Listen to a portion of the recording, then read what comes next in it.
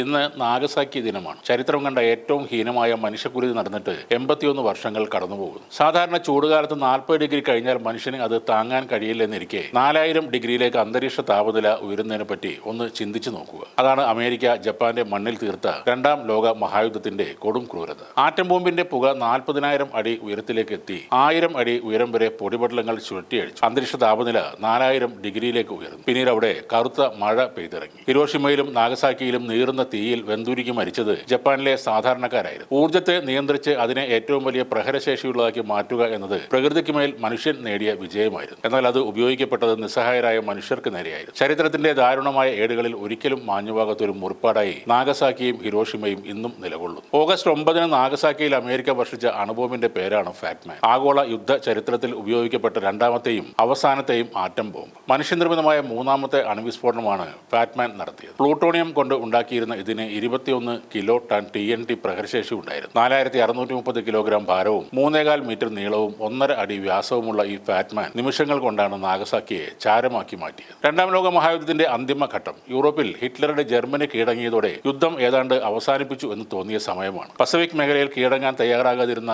ജപ്പാനെ കീഴടക്കാൻ അമേരിക്ക കണ്ടെത്തിയ അവസാന തന്ത്രമായിരുന്നു ആണവായുധ പ്രയോഗം. അങ്ങനെ ഹിരോഷിമയിൽ അമേരിക്ക ആണവ ബോംബ് സ്ഫോടനം നടത്തിയതിന്റെ രണ്ടാം ദിനമായിരുന്നു സോവിയറ്റ് യൂണിയൻ ജപ്പാനെതിരെ യുദ്ധപ്രഖ്യാപനം നടത്തുന്നത്. കൃത്യമായി പറഞ്ഞാൽ 1945 ആഗസ്റ്റ് 8. ആഗസ്റ്റ് 9 രാവിലെ രണ്ടാമത്തെ ആണവ സ്ഫോടനം നടത്താൻ അമേരിക്കയെ പ്രേരിപ്പിച്ചത് സോവിയറ്റ് യൂണിയന്റെ ഈ യുദ്ധപ്രഖ്യാപനമായിരുന്നു. കാരണം ഈ ദിവസം അമേരിക്കയെ സംബന്ധിച്ചിടത്തോളം ഏറെ നിർണായകമായിരുന്നു. ജപ്പാന്റെ കീഴടങ്ങൽ വേഗത്തിൽ ആക്കണം. സോവിയറ്റ് യൂണിയന് അവരുടെ യുദ്ധശക്തി തെളിയിക്കാൻ ഇനിയൊരു അവസരം നൽകരുത്. അതിനൊരു കാരണമുണ്ട്. ജർമ്മനി കീഴടക്കിയ സോവിയറ്റ് യൂണിയൻ അവിടെ നിന്ന് പിന്മാറിയില്ലെന്ന് മാത്രമല്ല, കമ്മ്യൂണിസ്റ്റ് രാജ്യമാക്കാൻ ശ്രമവും നടത്തിയിരുന്നു. ജപ്പാനിൽ കടന്നുകയറുന്ന സോവിയറ്റ് യൂണിയൻ സമാനമായ അവസ്ഥ അവിടെയും സൃഷ്ടിച്ചേക്കാം. അതായിരുന്നു രണ്ടാമത്തെ ആണവ സ്ഫോടനത്തിനുള്ള കാരണം. ശരിക്കും ഈ ഓഗസ്റ്റ് 9 കൊക്കൂറ നഗരത്തിൽ ആണവ ബോംബ് സ്ഫോടനം നടത്താനാണ് ആദ്യം തീരുമാനിച്ചത്. ഫാറ്റ്മാൻ എന്ന ബോംബ് വഹിക്കുന്ന അമേരിക്കൻ ബോംബർ വിമാനം യാക്കോഷിമ ദ്വീപിന് മുകളിലെത്തി. കൊക്കൂർ ആണ് അവരുടെ ലക്ഷ്യം. ഏറ്റവും വലിയ ആയുധ നിർമ്മാണ ശാലയുള്ള അവിടേക്ക് വിമാനം പറന്നു. എന്നാൽ നഗരത്തിന് മുകളിൽ കട്ടിയുള്ള മേഘങ്ങൾ ഉണ്ടായിരുന്നു. വ്യവസായശാലകളുടെ നഗരം കൂടിയായിരുന്ന കൊക്കൂറ